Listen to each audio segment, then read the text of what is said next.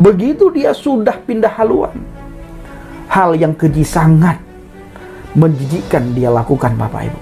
Ya, hanya Tuhanlah yang akan membalas setiap apa yang dia lakukan. Sekali lagi saudaraku, lihatlah apa yang pernah dialami oleh gurunya si Zakir Naik, Ahmad Dedet. Apa yang dia alami dan bagaimana ketika dia diberi kesempatan oleh Tuhan, dia sehat. Apa yang dilakukan di waktu dia sehat? Menghina, mengolok-ngolok, mencemooh Alkitab. Dia adalah guru palsu, dia adalah pengajar palsu, dan dia ingin menghasut, serta dia, si Ahmad Dedet, ingin membuat orang yang beriman murtad. Tujuan dia adalah untuk memurtadkan orang-orang Kristen. Tetapi Tuhan langsung tunjukkan apa yang sepantasnya dialami oleh Ahmad Dedet. Bertahun-tahun lamanya dia tidak bisa bangun dari tempat tidur. Bahkan tidak bisa dia berbicara. Hanya ae. Yang bisa dia gerakkan hanya matanya. Tangan, kaki, semuanya tidak bisa digerakkan.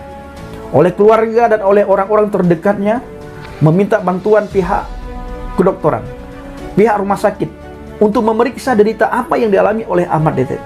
Tetapi tidak ada satupun dokter atau pihak rumah sakit yang bisa menganalisa sakit apa yang dialami oleh Ahmad Dedet. Derita yang begitu panjang sampai akhirnya dia mati, saudara.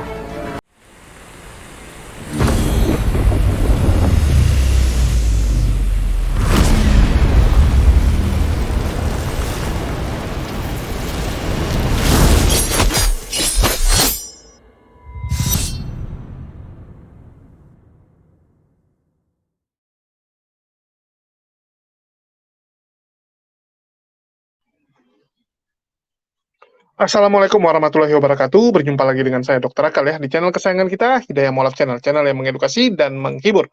Ya, di kesempatan kali ini kita kembali akan membahas ya para polemikus-polemikus sebelah yang sampai detik ini terus menggoreng-goreng dan juga menjelek-jelekkan Ko Agustan ya. Jadi video ini saya buat sebagai bentuk pembelaan dan juga klarifikasi agar teman-teman dan juga para penonton tahu kondisi sebenarnya. Ya, jangan dikibulin, jangan ditipuin.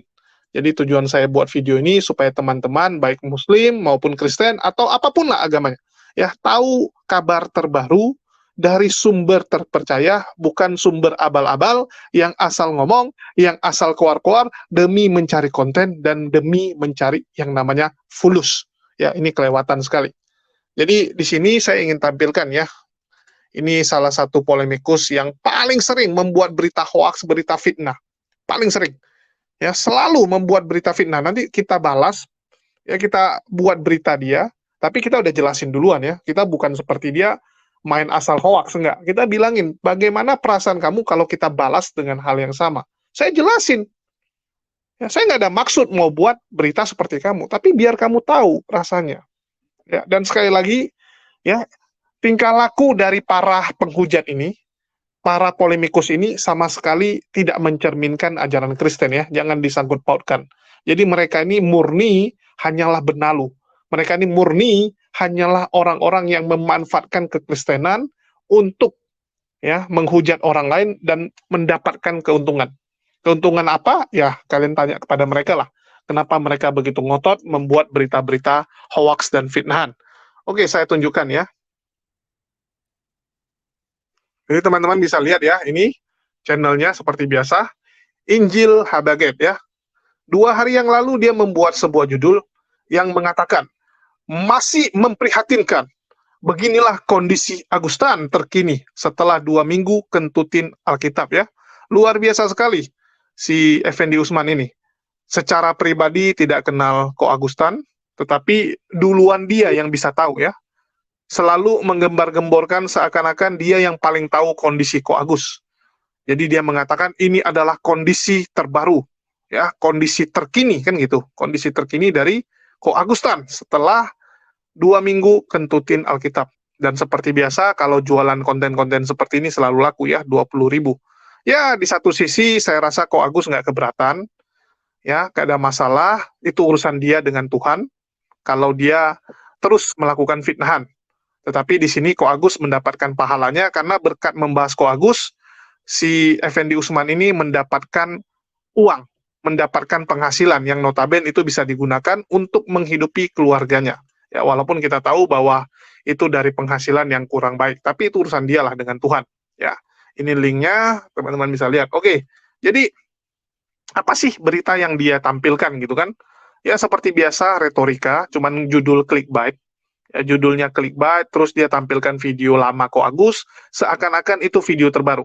Jadi sering sekali kita melihat ya, bahwa channel-channel polemikus ini suka sekali gitu kan, ambil video lama, terus dia buat seakan-akan ini baru terjadi. Aduh, ampun. Selalu gitu. Jadi misalnya kayak video yang sudah 2 tahun yang lalu, nanti dia bahas seakan-akan ini baru kejadian. Baru kejadian, ada seorang begini-begini. Aduh, apa nggak malu gitu? Saya nggak ngerti gitu ya. Saya kalau mau bahas video lama saja, kalau udah 2 bulan, 3 bulan, padahal 2-3 bulan yang lalu belum pernah dibahas sama orang. Dan belum sempat saya bahas. Ya, saya nggak sempat bahas 2-3 bulan yang lalu punya berita, saya sudah malas. Ya, karena saya anggap udah telat gitu. Nggak mau kita bahas. Sama seperti di Nias kemarin, tahun lalu ya. Tahun lalu, udah setahun soalnya, sekarang udah 2023 soalnya. Ya, di 2022 tahun lalu, di pertengahan tahun, ada kejadian seorang siswi ya yang notabene dia adalah muslim nggak diperbolehkan menggunakan hijab di sekolah, nggak diperbolehkan. Itu kita juga nggak bahas, nggak kita goreng gitu kan. Dan sudah telat, begitu saya tahu nggak salah bulan 10 saya tahunya, jadi saya lihat udah 3 bulan, udahlah nggak usah saya bahas. Beda dengan Oten ya, yang suka sekali menggoreng-goreng ya, mengambil-ngambil video lama terus dibuat seakan-akan ini baru terjadi. Begitu juga dengan Jelda gitu kan.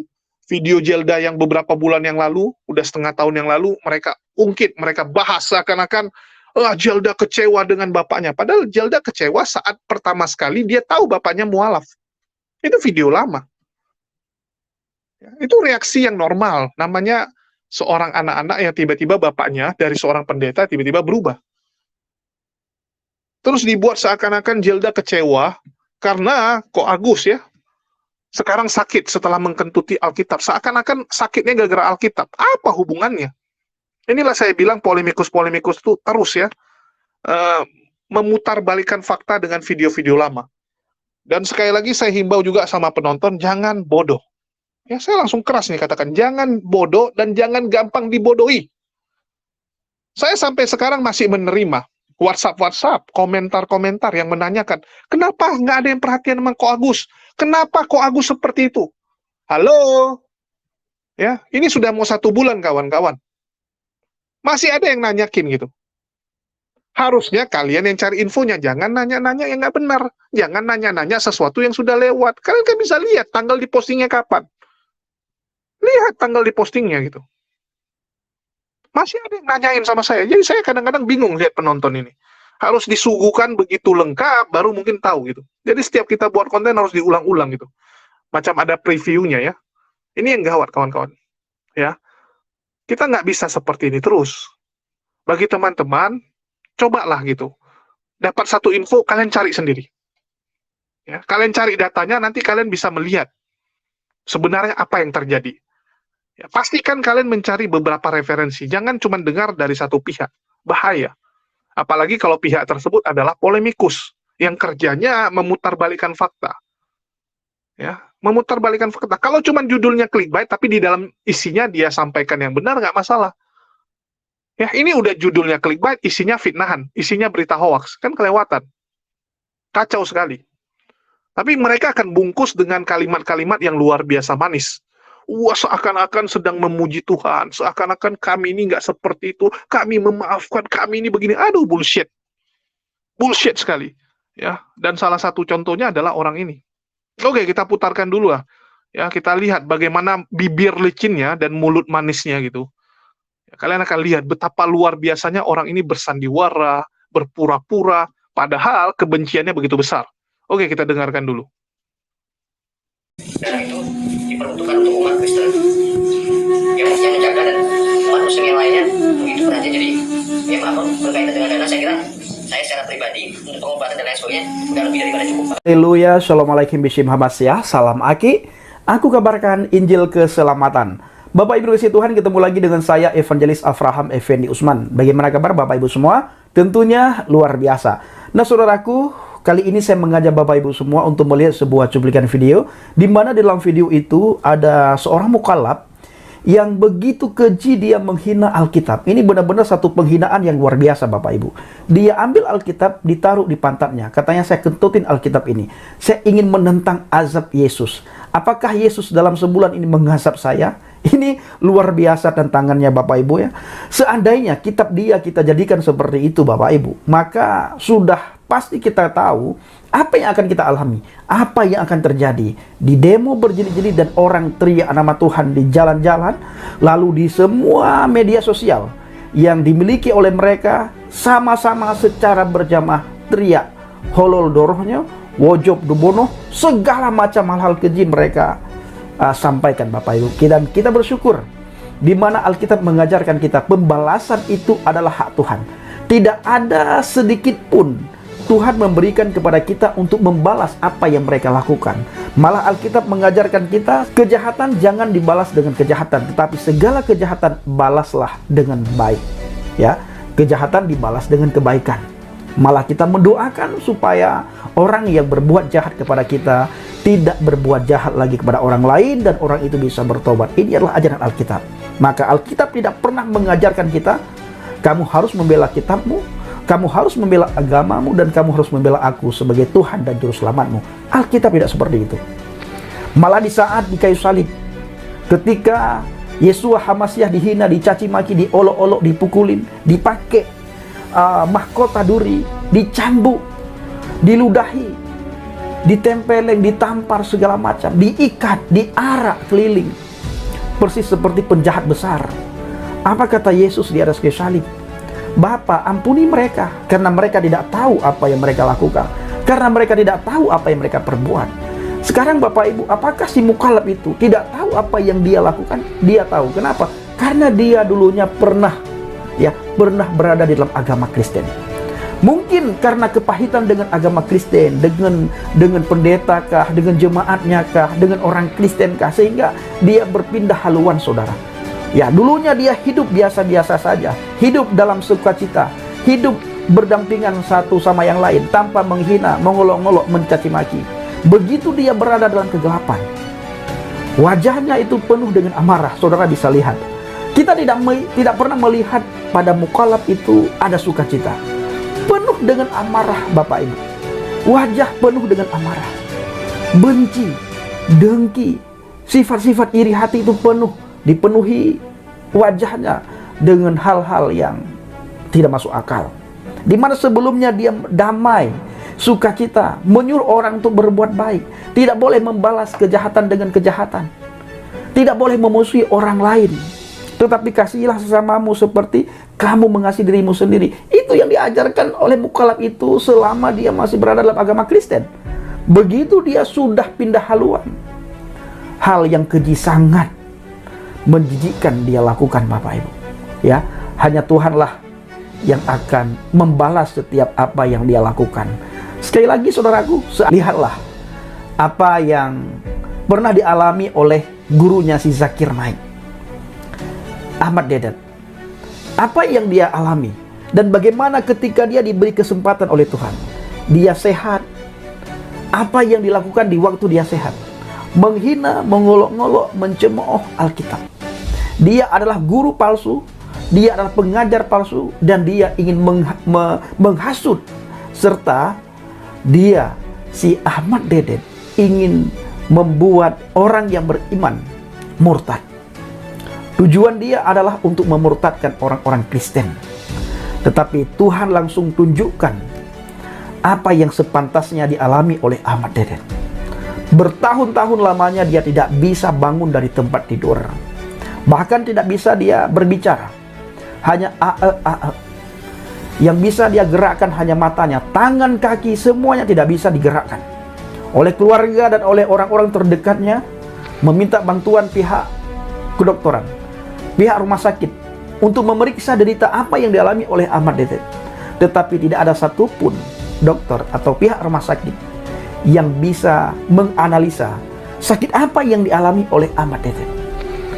Derita yang begitu panjang, sampai akhirnya dia mati, saudara. Mati dalam keadaan sangat mengenaskan. Mati dalam keadaan tanpa iman.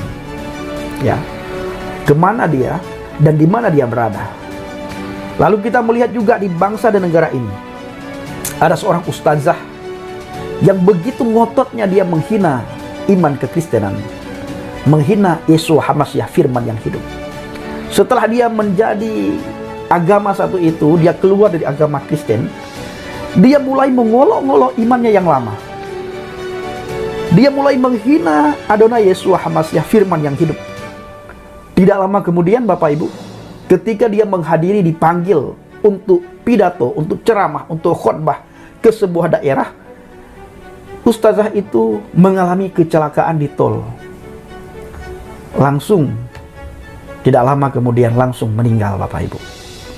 Nah, sekarang Agustan, kita berdoa supaya dia tidak mengalami seperti Ahmad Dedet. Tetapi bila dia alami, nah itu adalah tantangan yang dia minta sendiri. Alkitab loh Bapak Ibu, Alkitab. Nah, maka saya sering sekali mengatakan supaya pihak-pihak terkait seperti Majelis Ulama Indonesia atau organisasi Islam lain membina para mu'alaf sehingga tidak rancu, ya, tidak menghina agama imannya yang lama.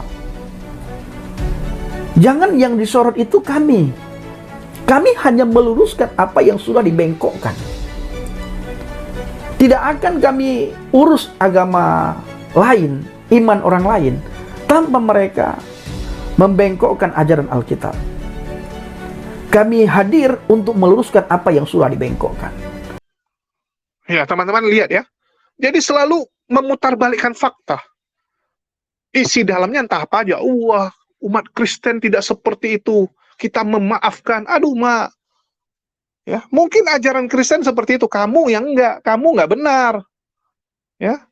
Kalau ajaran agama semua mengajarkan kebaikan. Mana ada ajaran agama yang mengatakan, ya, kita tuh harus ya gini begini. Waduh, ya benar aja kamu.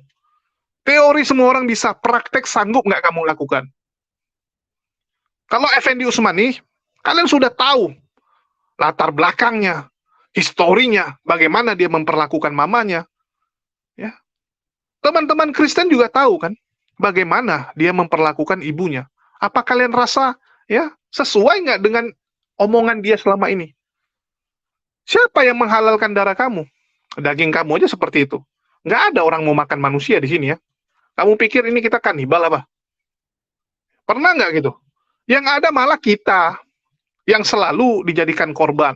Selalu nanti playing victim, seakan-akan tertindas. Yang kejam itu pihak sini. Padahal, waduh, sandiwaranya luar biasa. Dan salah satu ya, kalian bisa lihat nih statementnya Effendi Utsman kalau untuk saya. Dia sendiri selalu mengatakan, wah ini si HMC ya, harus kita hancurkan gini-gini. Aduh, kamu saja benci dan dendam sama saya. Kalau saya sih nggak ada masalah. Saya nggak pernah menaruh dendam dengan yang namanya Effendi Utsman. Karena saya anggap, aduh, ini cuman orang yang cari sensasi hanya demi konten-konten. Dan kita sudah tunjukkan ya, segala cara dia lakukan supaya kontennya itu laku. Kalau saya, ya data-data tentang Saifuddin langsung. Kalau A1 saya bilang A1. Kalau saya bilang ini sumbernya nggak jelas, langsung saya bilang sumbernya nggak jelas. Bahkan setelah kita telusuri ya, ada beberapa informasi-informasi yang bocor itu rupanya sengaja dibuat oleh Saifuddin agar orang kasihan dengan dirinya, agar orang iba dengan dirinya. Jadi sengaja dia jual kesedihan tersebut. Artinya dia sendirilah yang mendramatisir kondisinya. Jadi kalau kita selalu to the point ngomong, to the point, nggak ada masalah gitu. Nggak seperti orang-orang seperti ini ya, yang kerjanya tuh menikam orang dari belakang.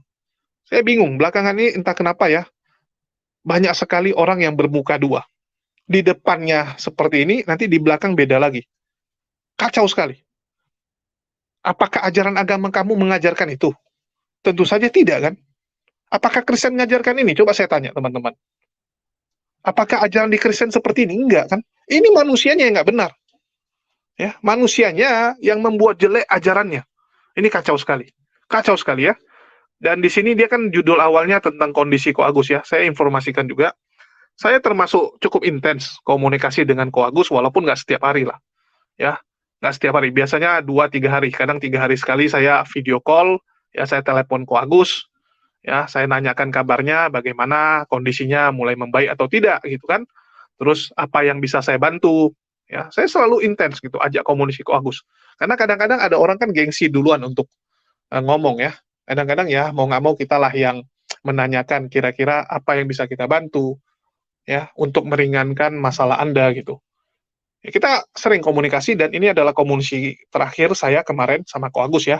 Saya sebenarnya sama Ko Agus kemarin sempat teleponan cukup lama ya. Kita sempat teleponan tapi saya rasa nggak perlu saya tampilkan lah karena nggak enak juga tampilkan di video call tersebut nampak kondisi Ko Agusnya ya.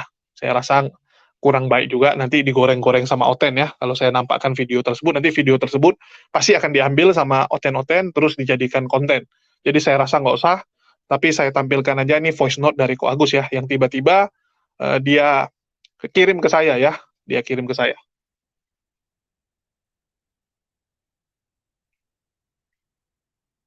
Ya, itu adalah voice note dari Ko Agus yang terbaru ya, kemarin malam tepatnya. Kalau hari ini ya saya belum ada hubungi Ko Agus dan saya rasa ngapain juga setiap hari gitu kan. Karena kalau ada kondisi-kondisi extraordinary atau tertentu yang tiba-tiba istilahnya kondisi tiba-tiba ya yang membutuhkan reaksi, saya rasa istrinya pasti akan menghubungi saya. Ya, istilahnya kalau ada yang aneh-aneh pasti istrinya akan menghubungi kita karena saya udah sampaikan kalau ada apa-apa hubungi saja. Ya, kita akan berusaha sebisa mungkin ya. Bukan karena kita hebat, bukan karena kita apa, tapi ya karena memang sebagai wujud persaudaraan dan kalau Allah menolong kita, ya pasti bisa. Ya, saya selalu bilang yakinlah kalau kalau apa segalanya itu ya karena Allah gitu, bukan karena kita. Ya, jadi saya rasa kondisi Ko Agus ya ini termasuk ini ya termasuk cepat pemulihannya walaupun mungkin nggak secepat yang lain gitu kan. Ada juga orang yang mungkin 1 minggu, 2 minggu sudah sembuh. Tapi saya udah ingatkan Ko Agus juga, saya selalu bilang, Ko, ini penyakit yang cukup berat gitu kan. Namanya stroke itu kan penyakit mahal lah kalau kita bilang ya, penyakit berat dan mahal gitu. Dan itu butuh waktu lumayan lama, nggak mungkin 2 minggu, 3 minggu sembuh, kecuali masih muda. Secara badannya juga ini istilahnya apa namanya pemulihannya cepat gitu kan. Sedangkan Ko Agus kan secara usia juga udah lumayan gitu. Jadi saya bilang sama Ko Agus yang penting setiap ya seminggu atau beberapa hari ada progresnya. Ko Agus kan bisa rasain. Saya bilang seperti itu dan Ko Agus bilang iya. Ya saya nanyakan, sekarang dengan minggu lalu ada perubahannya apa? Dijelasin sama Ko Agus, ya dijelasin sama Ko Agus dan ya oke lah gitu kan ada perubahannya. Walaupun mungkin nggak secepat waktu pertama. Kalau waktu pertama kan dari susah ngomong tiba-tiba langsung bisa ngomong. Nah, kalau sekarang sudah istilahnya di kondisi yang cukup stabil dan hanya bagaimana supaya Ko Agus ini bisa kembali beraktivitas ya supaya bisa menggerakkan badannya, sudah bisa jalan sendiri, menggerakkan tangannya sendiri, bisa aktivitas sendiri kan itu yang paling penting ya karena namanya juga orang ya kalau bisa kan semua kita lakukan sendiri jangan berharap dengan orang lain ya apalagi Ko Agus juga tulang punggung keluarga itu harapan dia ya, jadi kondisi Ko Agus bagus. Ya, dan saya juga merencanakan mau ke Bandung ya. Ada rencana juga main ke Bandung. Nanti kalau saya main ke Bandung, mungkin saya akan singgah ya ke tempat Ko Agus juga. Terus apalagi ya? Nggak ada lagi ya. Mungkin itu saja kalau untuk kondisinya Ko Agus ya. Untuk kondisi Ko Agus seperti itulah. Terus kalau kita bicara lagi tentang Polemikus, ya tentu saja Polemikus ini selalu menggiring-giring, memframing, membuat berita-berita yang hoax-hoax demi tujuan apa? Demi tujuan, ya kita tahu sendirilah kalau Oten ini tujuannya apa. Ya, jadi itu saja yang bisa saya kabarkan. Kalau masalah polemikus ini, saya rasa teman-teman udah sangat tahu, bahkan lebih tahu daripada saya. Ya, kalian sudah tahu sifat mereka, karena memang ini ular kalau saya bilang. Ya, yang dilakukan Effendi Usman ini menunjukkan bahwa dia memang adalah ular beludak. Ular beludak ini. Tujuannya nggak lebih daripada ya kita tahu sendiri gitu. Menipu orang-orang. Tujuannya supaya orang, oh ini berita Agus, penasaran, saya klik gitu.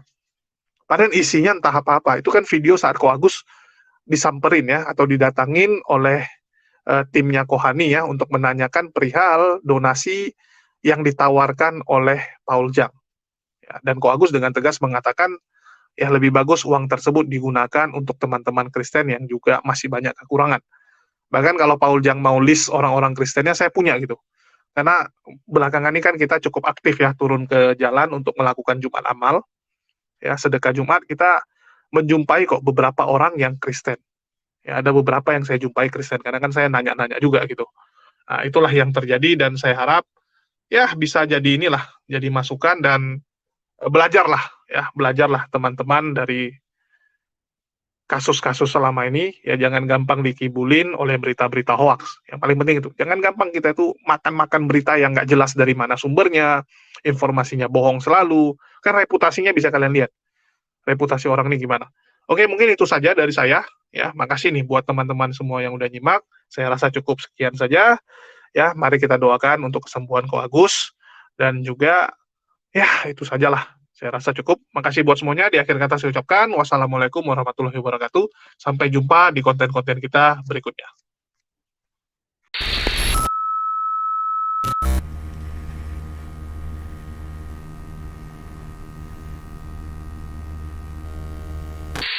Kami menyadari bahwa di dalam agama manapun tidak ada jaminan keselamatan. Kami menyadari bahwa di dalam agama manapun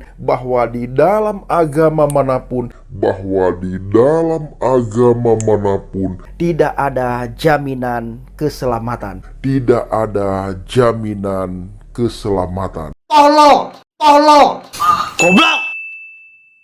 Apakah firman Tuhan yang membuat Kacut begitu luar biasa terhadap kekristenan itu?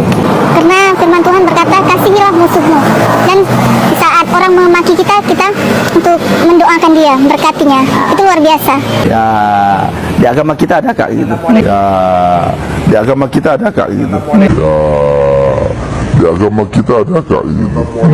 Nah, saudara bingung nggak kira-kira? Saya ngomong sendiri, saya jawab sendiri. Gila sendiri, jangan ajak orang lain gila. Orang ini adalah orang-orang yang tolol.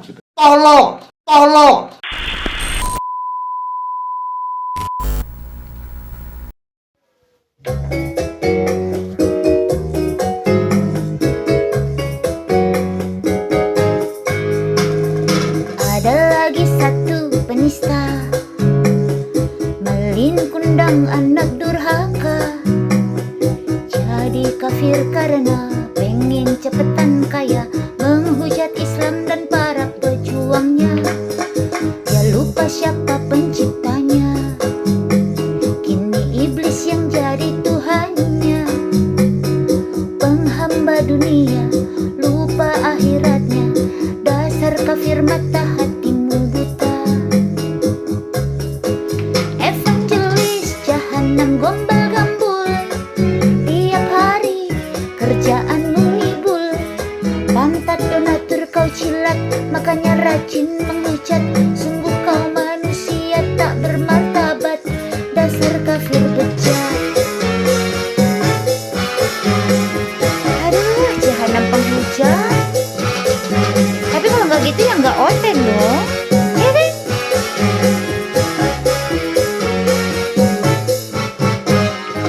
Tak ingatkah masa lalumu, waktu muslim kau sangat lugu.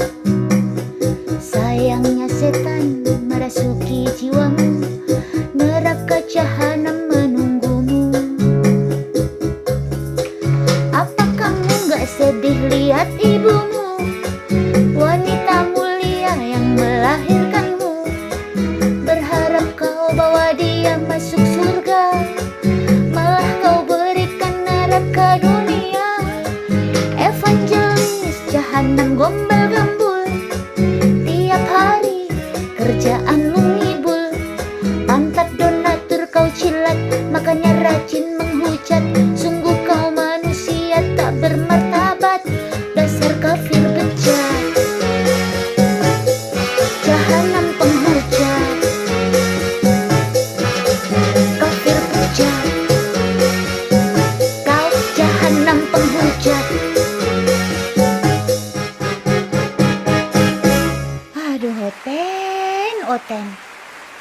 kerjaan lain selain menghujat gitu?